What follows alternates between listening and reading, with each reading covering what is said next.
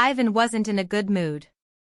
"You bastard," a harsh curse escaped Ivan's lips as he examined his wound in the mirror. "Do you dare lay your hands on me? And in such a visible place? And with this dirty sword?" Feelings of discomfort flared up inside him. Not only did he hate the fact that the wound had been left in such an obvious place, but what bothered him most was the idea of using a sword that had probably cut hundreds, if not thousands, against him.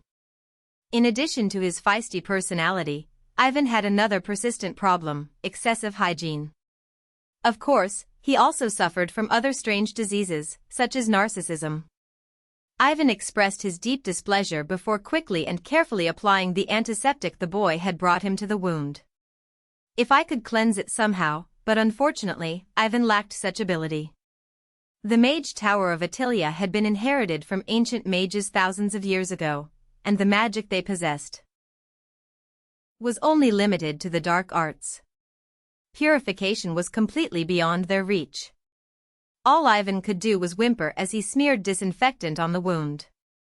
Perhaps the church, which specializes in holy power and white magic, can help him. But even if a blade were to hit his neck, not once, but twice, he would never resort to them. But this is really weird. Ivan collapsed on the couch with a tired face, muttering to himself in confusion. If he had that level of power, I wouldn't have noticed it at all. None of Ivan's attacks affected Fenrik. Furthermore, the faint black mist that appeared behind Fenrik when he used magic was gnawing at his thoughts. No matter how he thought about it, there was only one conclusion. Fenrik possesses immense power, far exceeding that of Ivan, which itself was rare even once in a century. The answer was obvious, but it didn't make sense. How could Ivan fail to notice such power? Or maybe, he was hiding his power the whole time. But was that possible? If this theory is true, then Fenrik must be someone capable of wielding magic as easily as breathing, a master so skilled that his power transcends even the black magic of Attilia, and reaches to the origins of magic itself. Someone who is like the root of everything. Demon King? The ominous being who was said to have lived in the western forests of Attilia for ages. Over the generations, witches have shed their reputation as cursed beings. While the church, which had sacred power, remained their enemy, the witches gained recognition and legitimacy. The royal court even created the wizard's tower in recognition of their abilities. This shift did not stem from good intentions, but from a practical standpoint. Despite their use of dark power, the wizards recklessly refrained from using it and allied themselves with the royal court, a lesson they had learned hard from centuries of persecution. However, the lineage of magic goes back to that being in the western forest, called the Demon King. What nonsense! But Fenrik was human, and Ivan knew a lot about his background. If anything, I thought it would be related to Presepe. Before sensing Fenrik's extraordinary power, Ivan suspected that all of these events were connected to Presepe, specifically, the deaths of Noah and Atari. Thus, there are times when life is born between monsters and humans. Isn't this very funny? Ivan speculated that Presepe was the daughter of Vanessa, a long-executed royal concubine, and a monster, born before Vanessa entered the royal palace. The widespread mutation stories were not lies, but Presepe herself did not have any superpowers. Maybe she was lucky enough to inherit more human blood. Ivan had shared the story with Presepe to scare her and seduce her. Everyone, after all, is curious about their origins. But Ivan was sure of one thing: Presepe bore the blood of monsters. Contrary to popular belief, monsters never abandon those who share even a fraction of their nature. But she was helping. It realized that increasing its numbers, by any means necessary, was the key to its struggle against humanity. Thus, Ivan initially believed that Precipice was behind everything. She must have known her origins from the beginning. When Dietrich, now emperor, unjustly imprisoned her in the tower and made her escape impossible, she must have devised a plan. Furthermore, all of those who died were people who had spoken to Presepe shortly before their deaths. Wait a second.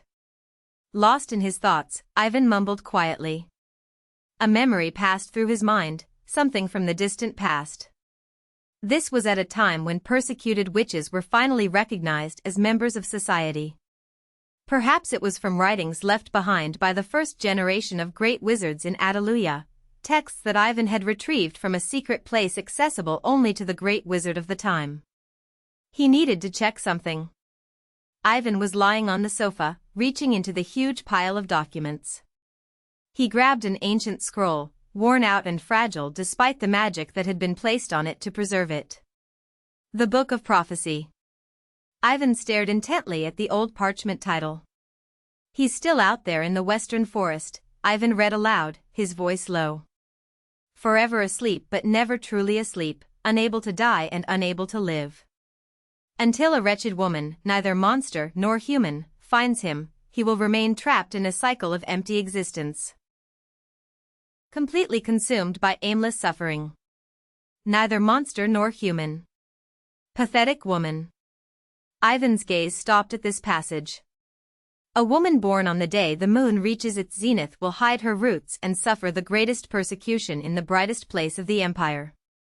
Ivan searched for records of Precipice's date of birth. According to those records, Presepe was born on a full moon night, just as the prophecy said. A woman will experience hundreds of deaths and resurrections, and after 5 outcomes, she will finally find him. Ivan continued reading the prophecy. Without him, women's suffering will never end. Without women, he will never find peace. Although the exact meaning of the hundreds of deaths and resurrections or the 5 outcomes was not clear, the intent of the prophecy in the following lines was unambiguous. No devout archbishop, no brave warrior, no wizard with similar powers can destroy it. It is only silent, still in place, waiting for its arrival forever. The church's claims about its proud statues or the story of the blessed hero being subdued long ago were outright lies. They were nothing more than excuses made up during his period of inactivity to enhance the influence of the church. Ivan realized this instinctively. Perhaps this was the reason why the Book of Prophecy remained hidden, passed down as a carefully preserved secret within the wizard's tower for generations. There is no doubt that revealing it to the public would cause an uproar. Of course, not even Ivan could understand all the details of the prophecy. Although the text seemed to refer to the Demon King as he, the western forests were eerily, unnaturally, quiet. But still. "I can use it as I please," Ivan muttered with a sly smile. "For my own good." Ivan put the prophecy book aside, then slowly got up from his seat. "Evan, where are you going now?" "I brought more bandages and medicines." The boy who appeared at that moment looked at Ivan with a worried expression, but Ivan only shrugged and gave a brief answer. "I will go to see the emperor." "What? Suddenly?" "There is an urgent and very personal matter that I need to discuss." I dreamed again. Unlike last time, this was not Juyeon's dream from the real world.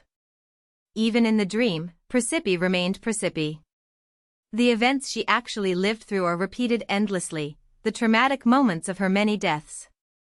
No, I left the imperial palace. And things are no longer going according to the game's story. But all she could hear was the sarcasm of the male characters. But the nightmare did not last long. "Everything is fine." A low, soft voice broke through the dream, accompanied by a gentle tap on her shoulder. "Everything will go as you want, Presepe. So don't worry." It was amazing and strange. The moment that gentle voice reached her, Presepe felt relieved. She fell back into a deep sleep. Slowly, Precipice's tightly closed eyes opened. As the morning light crept in, she belatedly realized that the warm, bright sunlight was pouring onto her pale face. "Didn't Hannah mention that the tea she brought contained a sleep-inducing substance? How exactly did you sleep last night?"